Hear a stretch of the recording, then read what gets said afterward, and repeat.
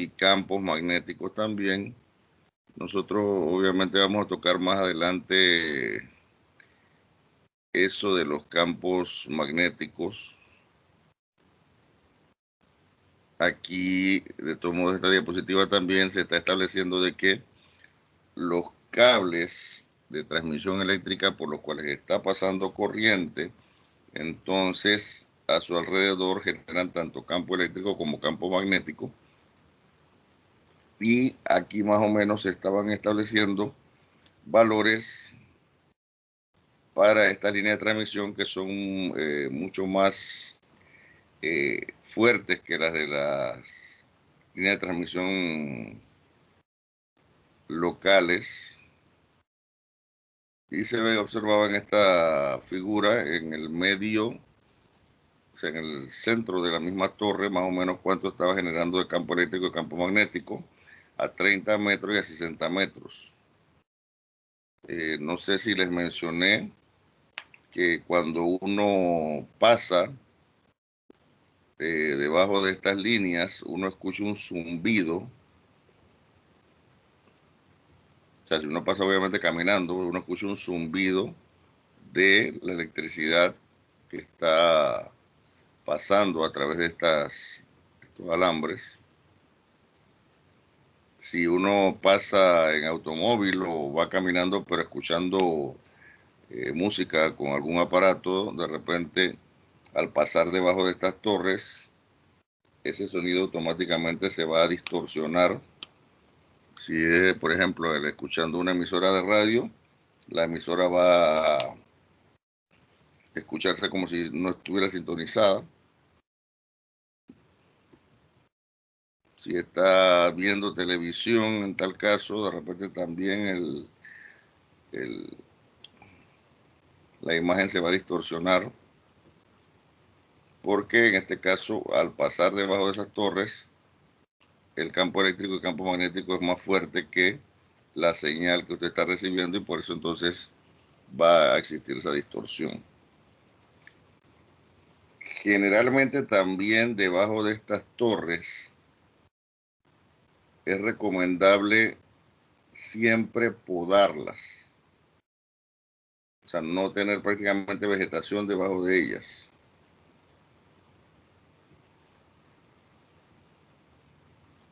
Lamentablemente, hace años atrás,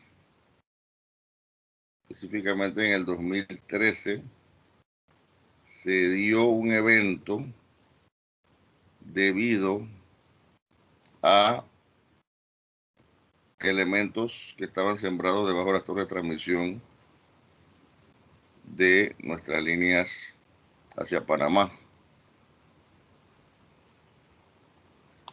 Voy a buscar un momento el artículo.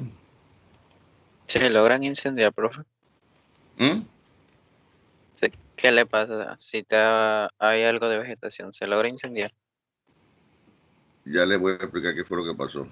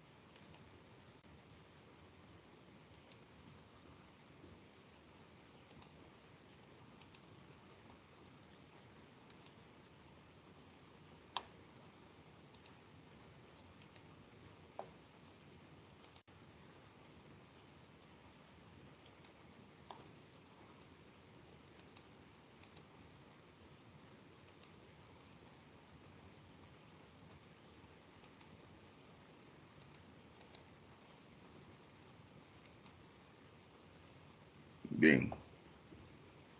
Ven, ahí tienen en pantalla un reportaje del Panamá América.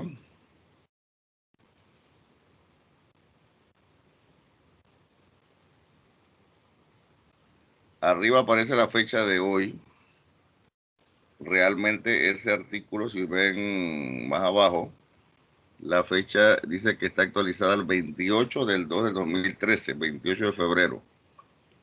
Y en la foto central, ¿qué observan?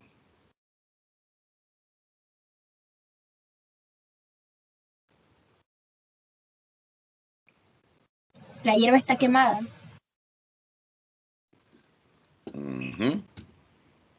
Aunque en este caso no es hierba. Es caña de azúcar, creo que era. Aquí debajo del titular dice: multa de ASEP por apagón podría ser de 20 millones.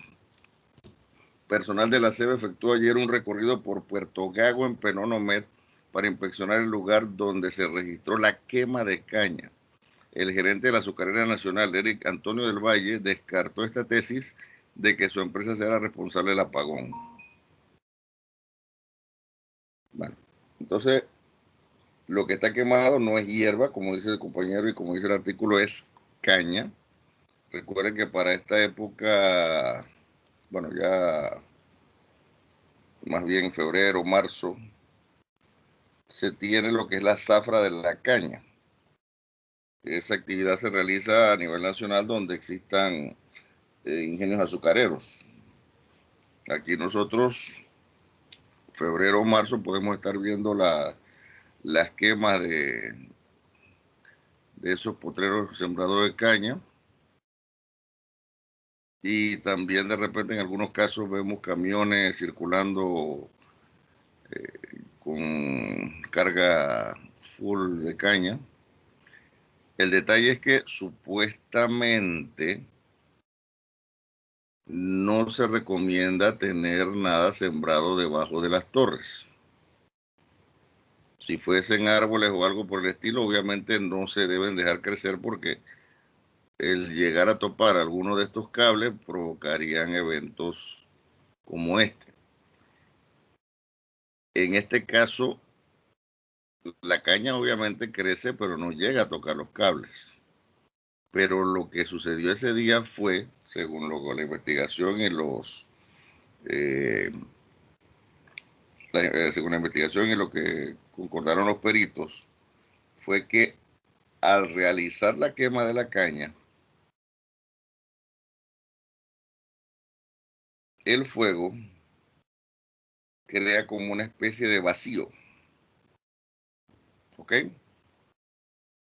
Entonces, para la electricidad, la atmósfera tiene lo que se llama resistencia eléctrica, pero sin embargo el vacío no. Entonces, ese día, al realizar esa quema y las llamas crear ese vacío debajo de las torres, provoca que y además de que también a esa hora que se dio ese evento, estábamos prácticamente a máxima potencia, máximo nivel de transmisión, era una hora pico de consumo eléctrico.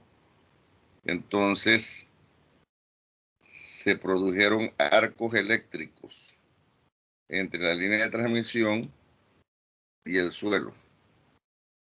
Es como de repente en las películas cuando uno ve el poco de rayitos que salen ahí hechos con computadora. Bueno, acá fueron supuestamente reales. Algunos testigos dijeron que vieron rayos que salían de la línea de transmisión hacia tierra. ¿Qué sucede? Que entonces eso obviamente es energía que se está perdiendo. Esa energía se estaba transmitiendo hacia Panamá. Al empezar a hacer esos arcos hacia tierra, deja de fluir la energía hacia Panamá. Entonces, las protecciones de Panamá, obviamente, en Panamá solamente estaba siendo abastecida por Bayano y por las térmicas que están del lado de allá, pero no son suficientes, así que entonces simplemente las protecciones eléctricas, al detectar de que no está llegando la potencia hacia el punto de consumo, entonces vinieron y se desconectaron. Eso para el lado de Panamá. Entonces, del lado nuestro, ¿qué sucede? que entonces es como si usted estaba corriendo y se estrelló contra una pared. Había tanta potencia que no se podía usar, que entonces prácticamente como que se regresó, y las protecciones obviamente para proteger los equipos de este lado también vinieron y se empezaron a abrir, o sea, a desconectar, y bueno, se dio un apagón nacional que demoró para ver como 5 horas para ver.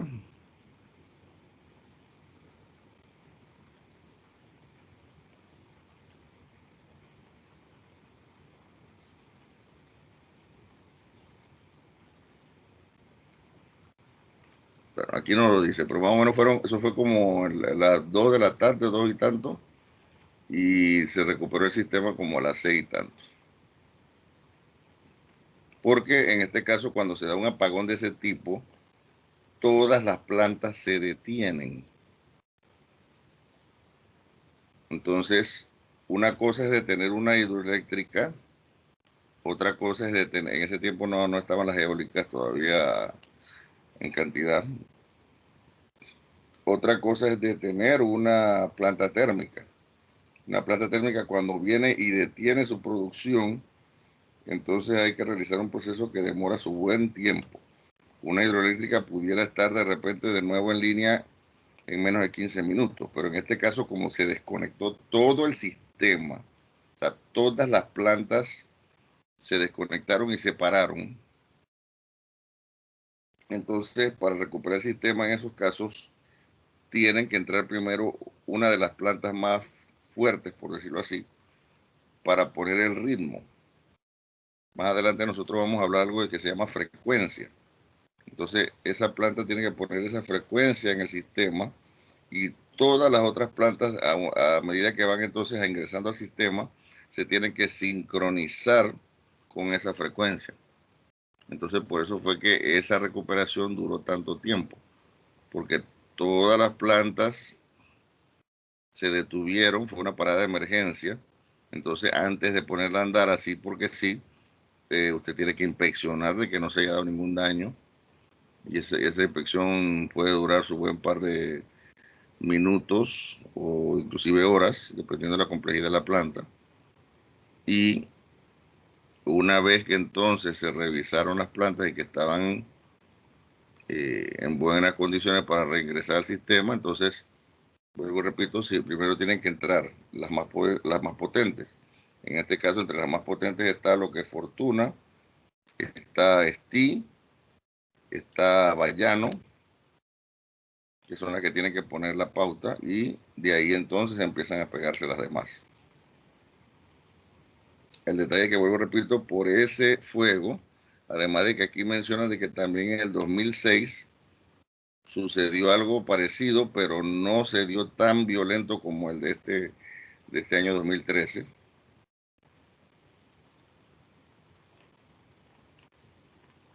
El fuego ocasionó ese apagón nacional.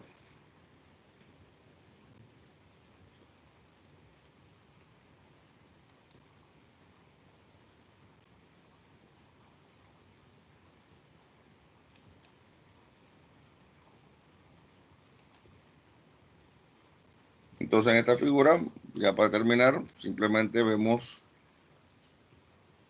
vacas debajo de las torres, o sea, puede ser que exista vegetación, pero no muy alta. En la mayoría de los casos se trata de prácticamente dejarlo al ras del suelo, esa vegetación, y en este caso animales como estos de pastoreo no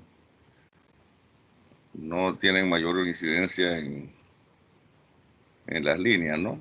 En este caso sí se dio ese evento con esa quema de caña ese año. El detalle es que esperemos que más adelante también no se les olvide nuevamente y vuelva a suceder en un momento como esto, ¿no?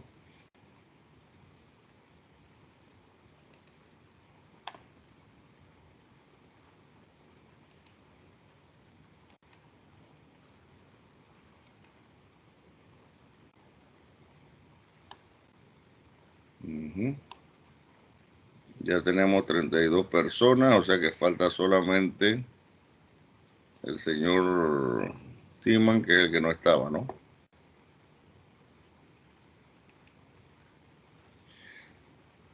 Quedamos de que el examen va a ser el día jueves, ¿no?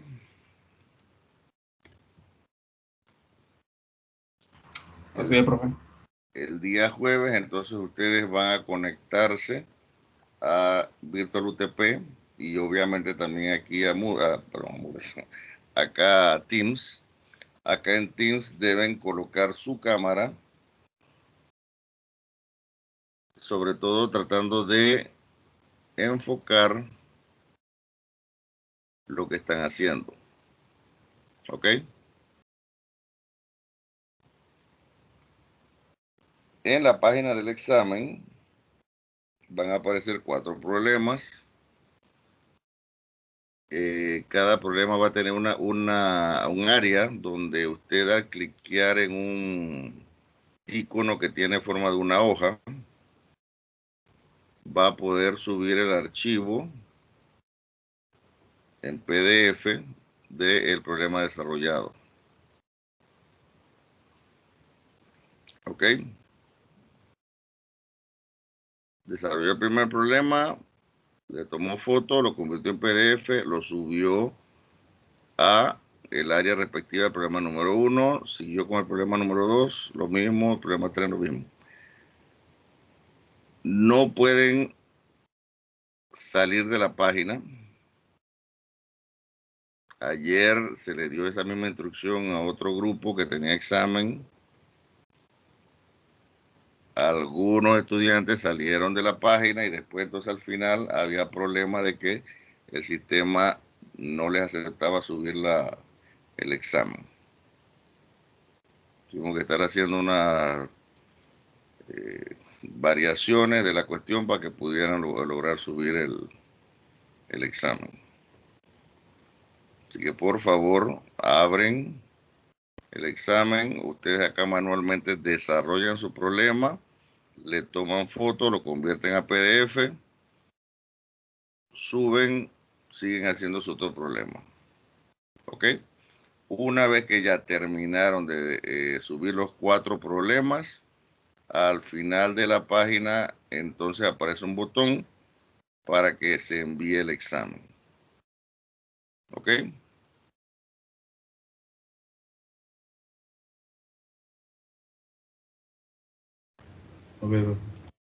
¿Alguna pregunta? Es de fuerza eléctrica y campo eléctrico, los temas. Fuerza eléctrica y campo eléctrico no viene distribución de campo eléctrico, ya se los dije, eso ya viene para el segundo. Así que distribución de campo eléctrico no viene. Y de fuerza eléctrica, al principio nosotros hablamos de la carga de la masa de un electrón, de un protón, etcétera.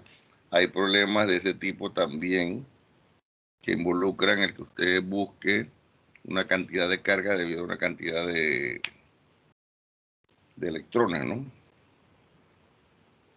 Así que ese problema de ese tipo sí pueden venir también.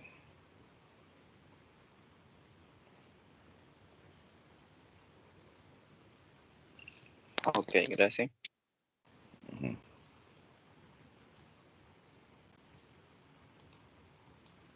Profe, ¿a qué hora empieza? 7, o sea, el sistema está para que a las 7:30 se activa y a las 9:30 cierra. O sea que 9:30 ya deben estar entregando. Se les va a dar 5 minutos más.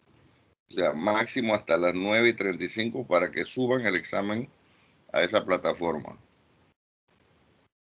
¿Ok?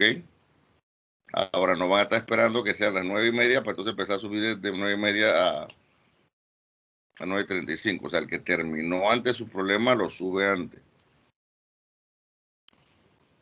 Pero el examen está Pero para ¿los que problemas se suben al final o mientras que lo vamos resolviendo? puede subir, o sea, desarrolló el 1, lo puede subir, desarrolló el 2, lo puede subir. No, no es conveniente que se ponga a esperar hasta el final para ponerse a subir todo. Es que en ese caso, o sea, tendría que salir a cargarlos y volver a entrar a la página. ¿Eso influiría? ¿Por qué? Porque, o sea, para cargar el PDF, descargarlo en mi ¿Por qué carpeta, tiene para que entonces salir? poder...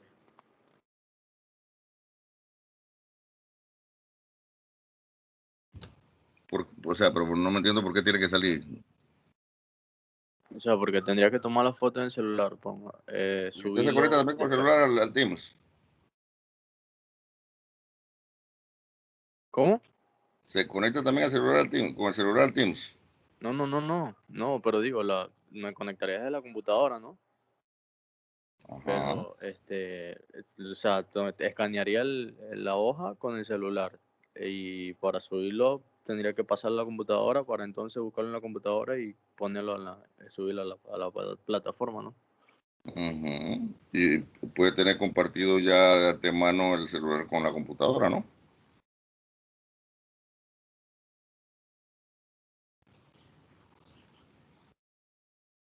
Bueno, ¿Sabe sí, hacer sí, eso, no? déjame. ¿Sabe hacer eso? Porque uno puede tener, Bueno, yo por lo general siempre lo pasaba por correo o algo así para descargarlo entonces.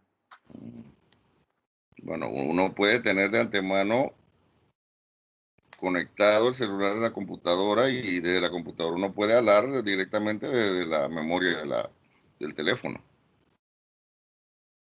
Prueba con WhatsApp Web. Así tú envías archivos y directamente te llegan allá. Sí, pero es que igual con el WhatsApp web tienes que salir a descargarlo para entonces poder subirlo a la plataforma. Exactamente. Pero no, yo creo que sí se puede sincronizar igual como dice el profe. Es que eso es lo más lógico ahí en ese caso. O sea, usted toma la foto y simplemente cuando usted le da clic a archivo para subir la foto, usted nada más navega directamente inclusive a la memoria del celular. No tiene por qué estar cerrando aquí y abriendo allá. Si lo sincroniza, él debe aparecer como si fuese un disco duro más en la computadora.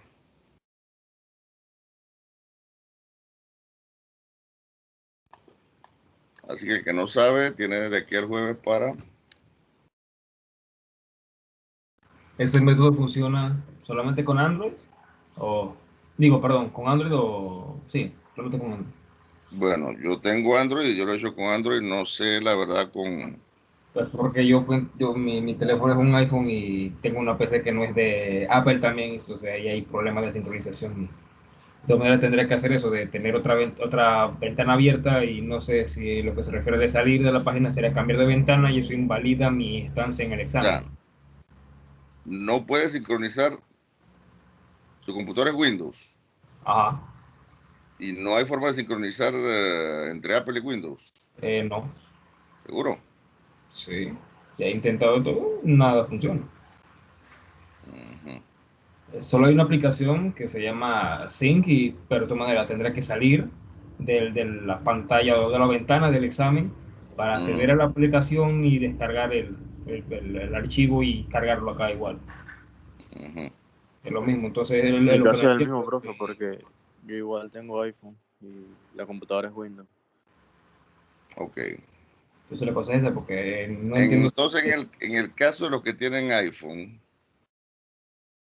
vamos a tratar de que entonces suban todo al final. Vamos a ver si les permite el hacer eso al final. O sea, ya nadie me dijo que tenía iPhone ni nada por el estilo, así que no sé si lo que tuvieron inconveniente ayer fue por eso o no.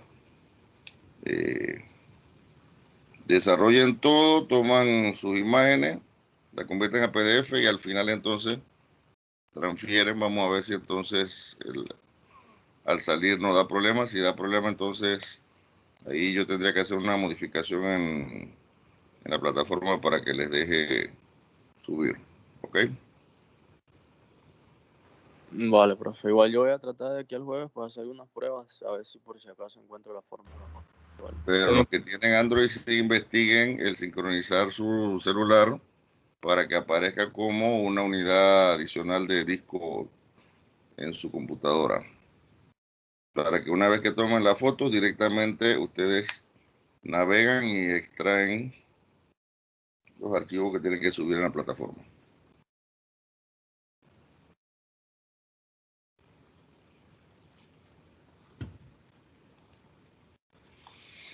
Bien, entonces vamos con el siguiente tema. Ya esto es el segundo parcial.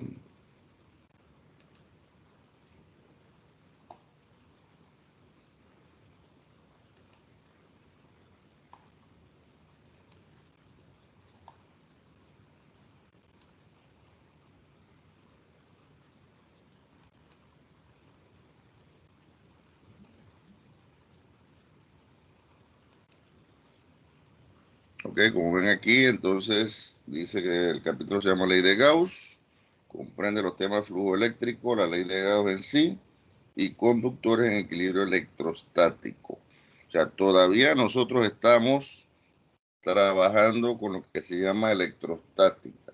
Ustedes saben que cuando hablamos de fuerza, fuerza también puede ser masa por aceleración, pero nosotros ese valor de fuerza que estamos calculando hasta ahora siempre es estático, es en el momento preciso en que estamos analizando los elementos en sus posiciones dadas.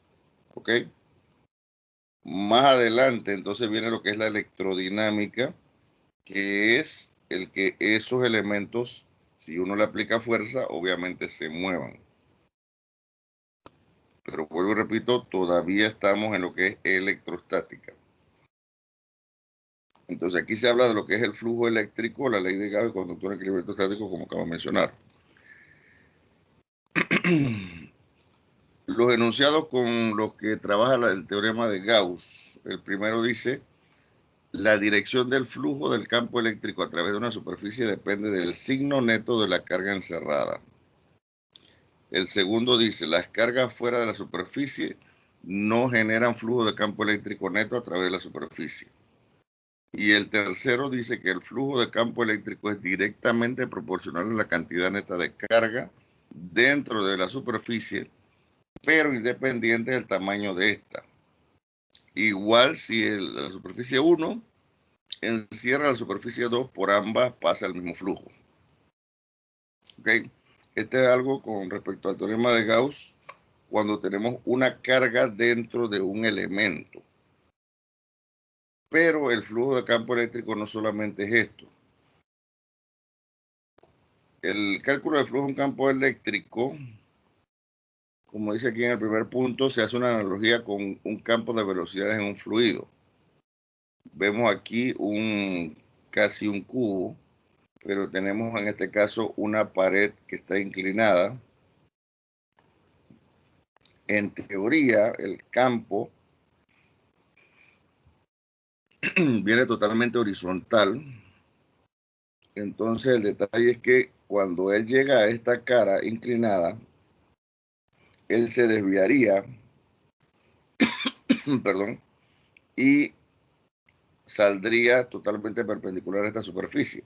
Sin embargo, de todos modos, una componente de él se mantendría en la dirección que llevaba en un principio horizontal. El volumen que atraviesa la superficie A en un tiempo dt es igual a V por dt por A por coseno de Z.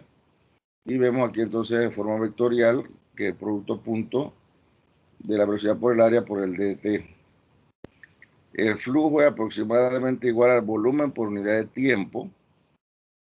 El símbolo de flujo entonces es la letra phi mayúscula. Es igual a dv dt, o sea, derivada de volumen con respecto al tiempo, o lo que es lo mismo, la velocidad por el área en producto punto.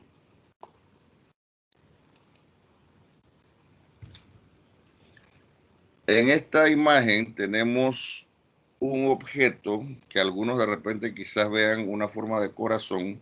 En este caso eso no es ningún corazón, simplemente es una representación de una superficie gaussiana. Una superficie gaussiana realmente puede ser cualquier cosa. Puede ser una piedra, puede ser un mueble, puede ser usted mismo. ¿Ok? Simplemente aquí estamos colocando en esta figura esta superficie gaussiana que pareciera tener forma de corazón, pero lo que nos interesa es que este objeto está colocado dentro de un campo eléctrico. Vemos aquí las líneas celestes que se están desplazando de izquierda a derecha. Como ya yo les mencioné, los campos eléctricos traspasan los elementos. Ellos no se ponen a estar tratando de chifiarlos, tratando de evitarlos. Simplemente la distancia más corta entre dos puntos de una línea recta, así que ellos siguen una línea recta. No es que de repente su wifi, porque está en tal recámara, él va a salir por la puerta, agarra el pasillo, da la vuelta por otro lado y llega a su computadora. Eso no es así. Simplemente él sale de esa cosa, sale del aparato, pasa a través de las paredes y llega a la computadora. Aquí en este caso, la analogía con el campo eléctrico es que el campo eléctrico presente en algún lugar entra o incide en un lado de un objeto. Ven, aquí se está marcando la incidencia en este punto. Aquí se está haciendo un diferencial de área. Entonces, en este caso, aquí se está colocando de que hay una especie de rebote perpendicular a esta superficie, pero sin embargo el campo mantiene su trayectoria a través del objeto y de repente pudiera ser, digamos, que este punto sea el de salida de ese campo eléctrico. Aquí vemos un diferencial de área donde se muestra una salida de campo eléctrico en la componente perpendicular al área. Pudiera ser que el de entrada era este de aquí. Y acá abajo tenemos uno que prácticamente está paralelo a ese diferencial de área. Como se está mostrando que está presente esto, entonces quiere decir que tiene una inclinación bastante pequeña o con respecto a esa perpendicular.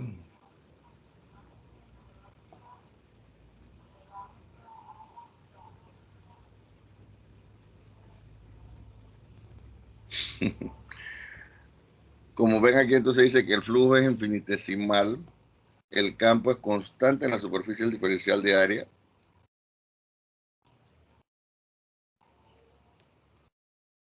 Así que el diferencial de flujo es igual al campo por el diferencial de área. El flujo total se debe sumar o igual integrar en toda la superficie. Tenemos entonces aquí que el flujo es igual a la integral cíclica del campo por el diferencial de área. Y las unidades del flujo de campo eléctrico son Newton sobre Coulomb por metro cuadrado. ¿Ok?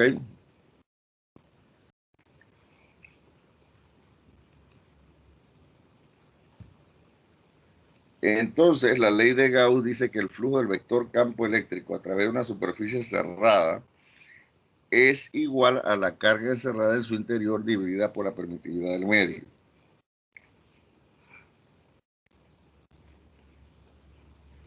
Entonces, flujo dice que es la integración del campo por el diferencial de área y es igual a la carga encerrada entre epsilon sub 0.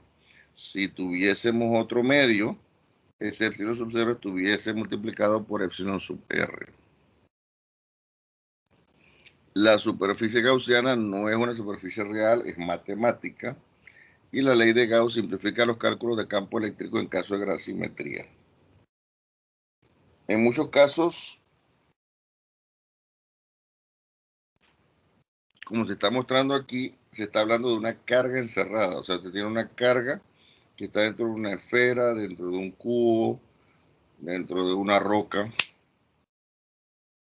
y simplemente entonces el flujo de campo eléctrico se cuantificaría de esa manera. no nos importa el material, bueno, sí nos importa el material porque ahí sería multiplicado por E sub R, pero no nos importaría serían las dimensiones al final, simplemente la carga que está encerrada en el elemento entre la permitividad del medio sería el valor del flujo de campo eléctrico.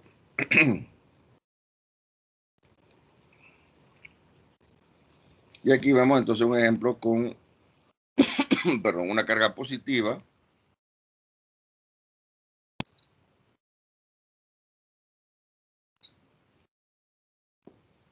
dentro de una esfera.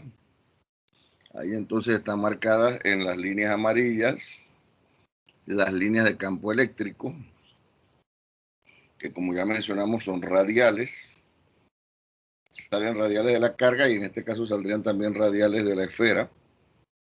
Y entonces, obviamente, la esfera, su superficie, tendríamos que hacer un diferencial de área y considerar también la distancia de la carga a el radio de la esfera.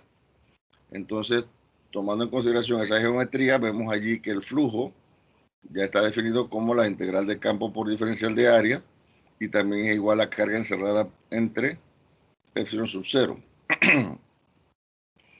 Sabemos también entonces que carga encerrada entre epsilon sub 0 lo podemos, el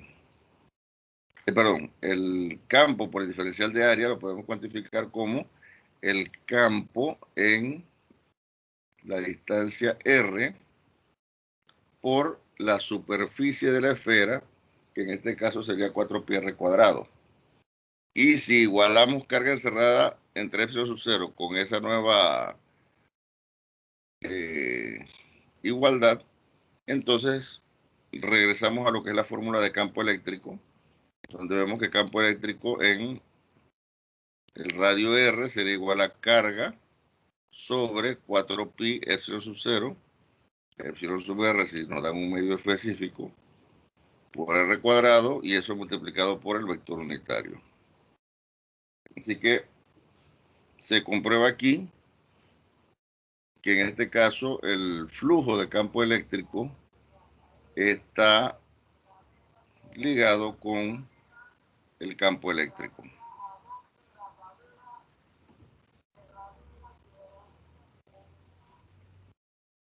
¿Escucharon el comercial de fondo?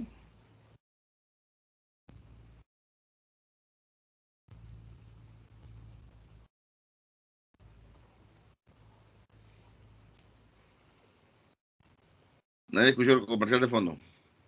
No. No, nadie quiere tierra negra.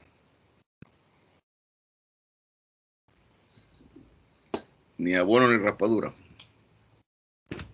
Bueno, mejor. Entonces seguimos. Entonces, aquí se presentan el cálculo con la ley de Gauss en distribuciones de carga. En el primer caso, a la mano izquierda dice que tenemos un conductor infinito con densidad lineal de carga lambda. Un conductor infinito sería un alambre extremadamente largo para nosotros, pero igual que en este caso, solamente estaríamos estudiando un segmento de ese cable. Vemos ahí que el campo eléctrico generado por, en este caso, este cable que está con carga positiva, me generaría un elemento de forma cilíndrica. Vemos entonces que flujo sería campo por el área sub 2, que sería la superficie del cilindro en la cara que generalmente vemos, y eso sería igual a campo por 2pi por R por L. O sea, el radio del cilindro por la longitud o la altura del cilindro, ¿no? Como el phi también es igual a carga encerrada sobre epsilon sub 0, carga encerrada se podría tomar como lambda por L, y al final entonces el campo eléctrico a la distancia del radio del cilindro sería igual a lambda sobre 2pi epsilon sub 0 R por el vector unitario. En el caso de la derecha me presentan el plano infinito con densidad superficial de carga sigma.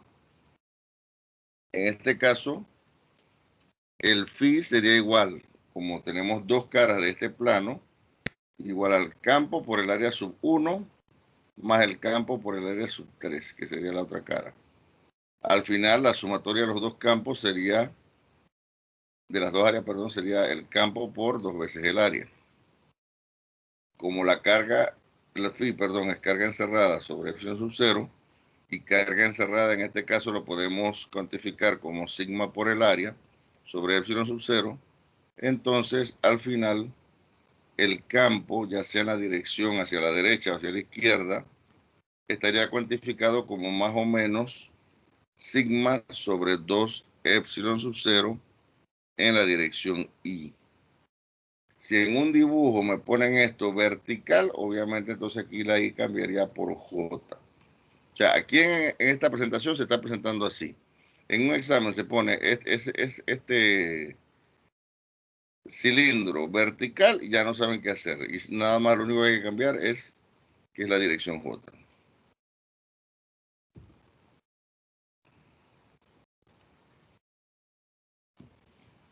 Bien, el otro tema que se mencionaba ayer era conductores en equilibrio electrostático.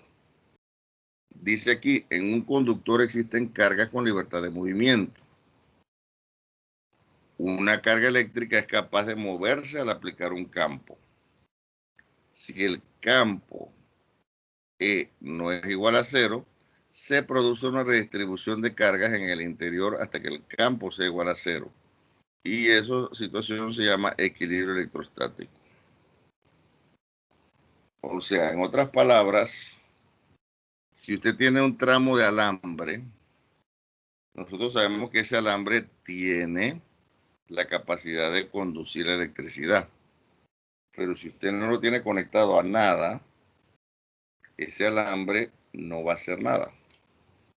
¿Ok? Él tiene la capacidad de conducir electricidad, pero si usted simplemente lo tiene entre sus manos, usted no está generando carga, ni campo, ni nada para que esos electrones dentro de ese alambre se inciten a moverse.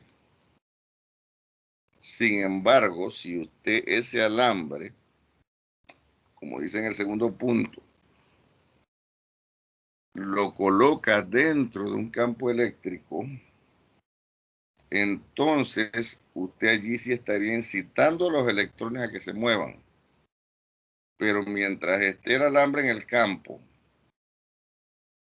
y usted ese alambre no lo conecte a nada, estamos igual en un equilibrio electrostático. Los electrones están esperando algo para moverse, porque, o sea, ya están incitados por el campo, pero si usted ese cable no lo conecta a algo más, el alambre va a estar ahí haciendo nada tampoco. Está en equilibrio electrostático. Como dice aquí, se produce una redistribución de cargas en el interior hasta que el campo sea igual a 0 y esa situación es equilibrio electrostático. O sea, las cargas se alinean como para empezar a moverse, pero simplemente se quedan en eso hasta que usted no lo conecte. Si usted los extremos del alambre los conecta a algo más, entonces sí podría darse ese movimiento de electrones. O viene usted y toca el alambre, pudiera ser que entonces el alambre descargue los electrones sobre usted.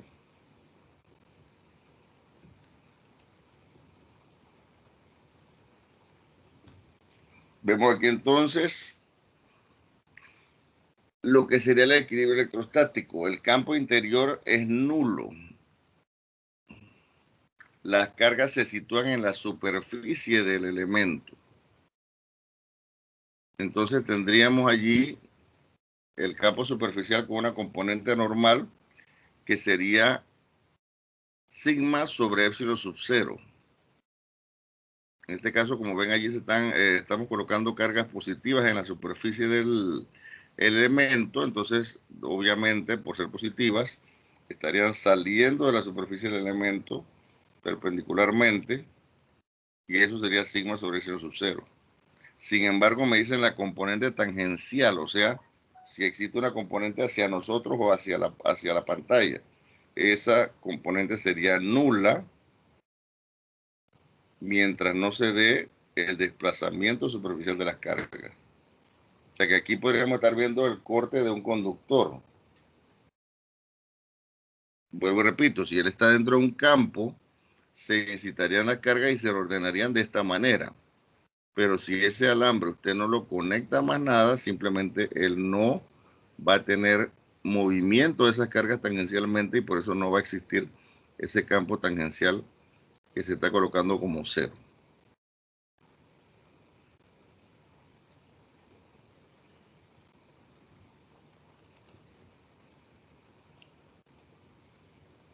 Entonces aquí vemos también otra representación de cómo un conductor que está en equilibrio electrostático, el conductor está dentro de un campo eléctrico, el campo eléctrico tiene estas componentes de izquierda a derecha. Sin embargo, una vez que esas componentes del campo eléctrico, esa línea de campo eléctrico, llegan a la superficie del elemento conductor, recuerden que cuando las líneas de campo eléctrico entran, entonces en ese lado el elemento se polarizaría negativamente, porque una carga negativa absorbe campo eléctrico. Sin embargo, obviamente, cada línea de campo eléctrico que entra tiene que salir.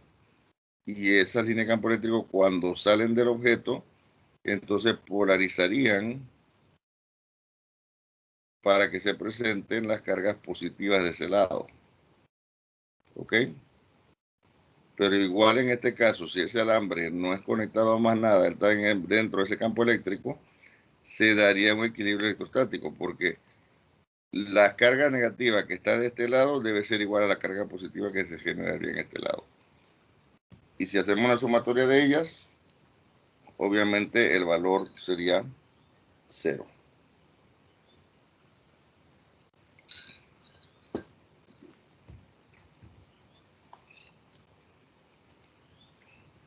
Bien. Entonces, hasta ahí esa nueva presentación de lo que es la ley de Gauss, que vuelvo y repito, sería parte del segundo parcial. El jueves entonces vamos a realizar el primer parcial. La próxima semana entonces vemos una nueva presentación con respecto al siguiente tema, que sería para el segundo parcial. Y una vez que entonces realicemos problemas de ejemplo de estos temas, entonces estaríamos hablando de ponerle fecha al siguiente parcial. ¿Ok? ¿Alguna pregunta?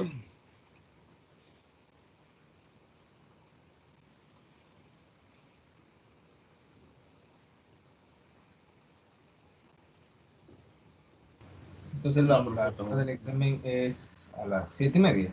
Parece que dijo la vez pasada.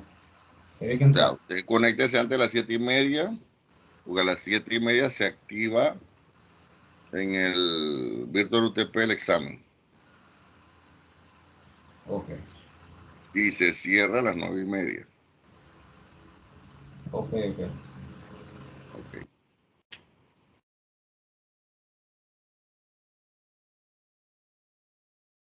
¿Alguna otra pregunta?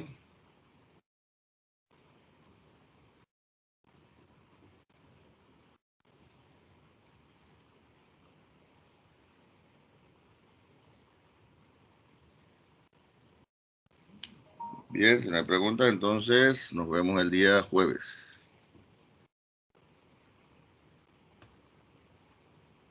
Gracias, profe. Hasta luego. Bien, profe, hasta luego.